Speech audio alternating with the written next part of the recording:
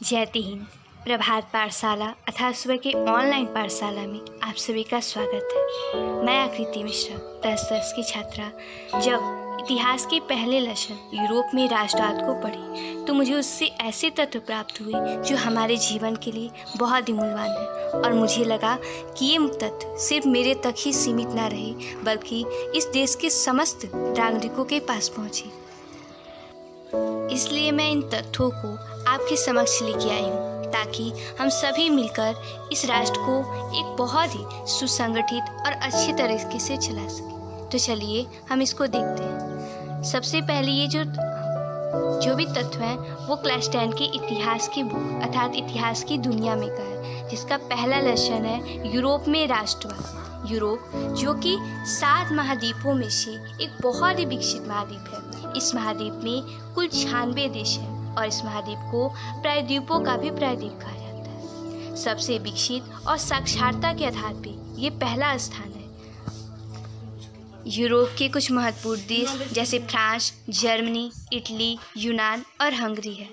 राष्ट्रवाद कहने से तात्पर्य राष्ट्र के प्रति प्रेम की भावना है, अर्थात राष्ट्रवाद एक ऐसी भावना है जो किसी विशेष भौगोलिक, सांस्कृतिक या सामाजिक परिवेश में रहने वाले लोगों में एकता का वाहक करती है।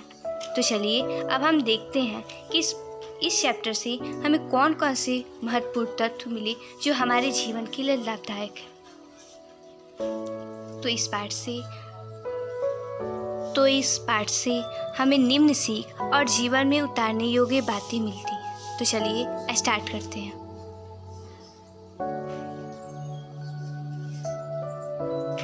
सबसे पहले हमें अपने अंदर राष्ट्रता और राष्ट्रवाद की भावना रखनी चाहिए। ये हमें मिलता है नेपोलियन बोनापार्ट से, जिन्होंने सैन्य अभियान के द्वारा समस्त यूरोप के जो भी देश थे उसका एकीकरण अर्थात उसे एक करने का कार्य किया। उन्हें अपने राष्ट्र से प्रेम था और उनके अंदर राष्ट्रीयता की भावना थी। तो हमें भी अपने राष्ट्र के प्रति अपने अंदर राष्ट्रीयता की भावना रखनी चाहिए ताकि हमारा देश एक रहे। आगे हमें ये मिलता है कि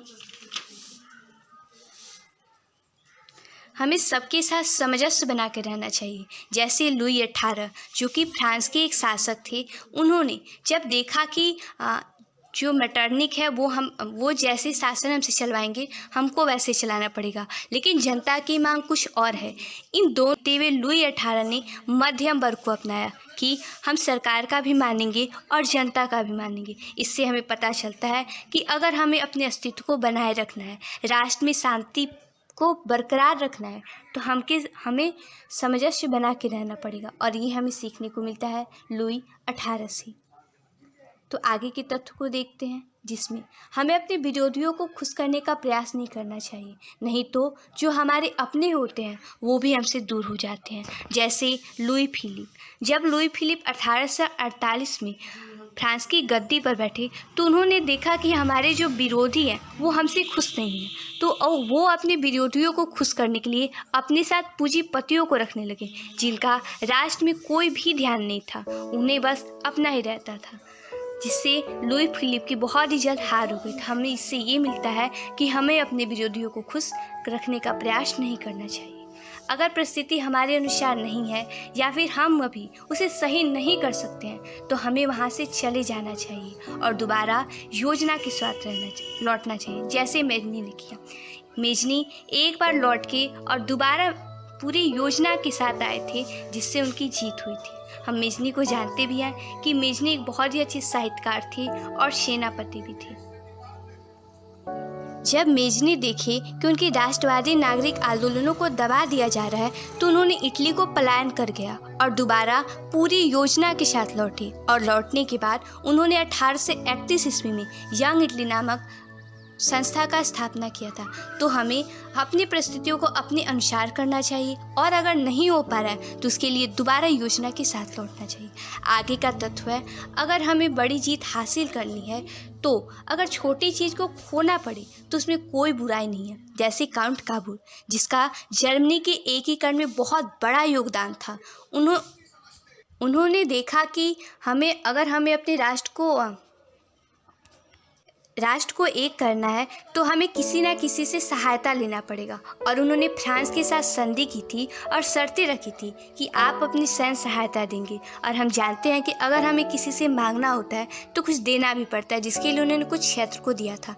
तो इससे हमें ये पता चलता है कि अगर हमें बड़ी जीत को हासिल करना है और छोटे को खोना पड़े तो कोई दिक्कत नहीं है।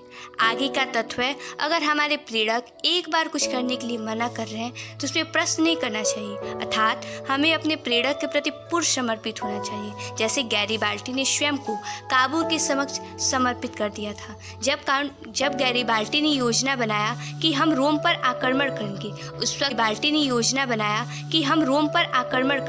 उस वक्त काउंट काबू ने उनकी इस योजना को नकारा था और उन्हें मना किया था कि आपको जो आप योजना बनाया है रोम पे आक्रमण करने का, उसे त्याग दीजिए। और गैरीबाल्टी ने ऐसे ही किया था, अर्थात गैरीबाल्टी अपने प्रेरक के प्रति पूर्ण समर्पित थी। इसका आगे का तत्व है, अगर किसी बड़ी चीज़ को हासिल करना है तो संगठित होना जरूरी है। अर्थात अगर हम छोटे छोटे रूप में बहुत अलग अलग रह रहे हैं, छोटी छोटी क्रांतियाँ कर रहे हैं, तो उससे हमारा राष्ट्र संगठित नहीं हो सकता है। अर्थात अगर हमें अपने राष्ट्र को स्वतंत्र करना है तो सबसे पहले खुद को संगठित करना पड़ेगा। जैसे जब जर्मनी का एकीकरण करना था तो सारे वर्ग के लोग अलग अलग प्रयास कर रहे थे। जैसे इतिहासकार अलग कर रहे थे, छात्र थे वो अलग कर रहे थे, मतलब सब कोई अपने अकॉर्डिंग राष्ट्र को स्वतंत्र तो करना चाहता था लेकिन संगठित नहीं था।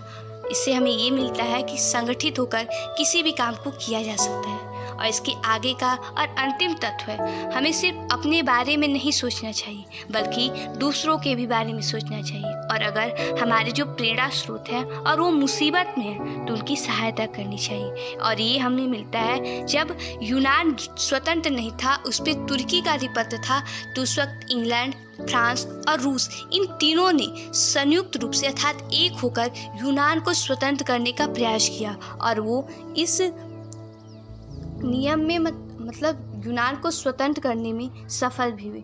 तो हमें अपने बारे में नहीं सोचना चाहिए बल्कि अपने राष्ट्र के साथ साथ दूसरे राष्ट्र के बारे में भी सोचना चाहिए जो हमारे लिए प्रेरणा स्रोत के रूप में थे। तो ऐसे ये मूल्य तत्व थे जो हमारे जीवन के लिए बहुत ही लाभदायक है। और अगर हमें इस राष्ट्र को एक विकसित राष्ट्र के रूप में निखारना है, एक शांति के माहौल बनाना है, तो हमें इसे अपनाना चाहिए। तब तक के लिए इतना ही। जय हिंद, जय भारत।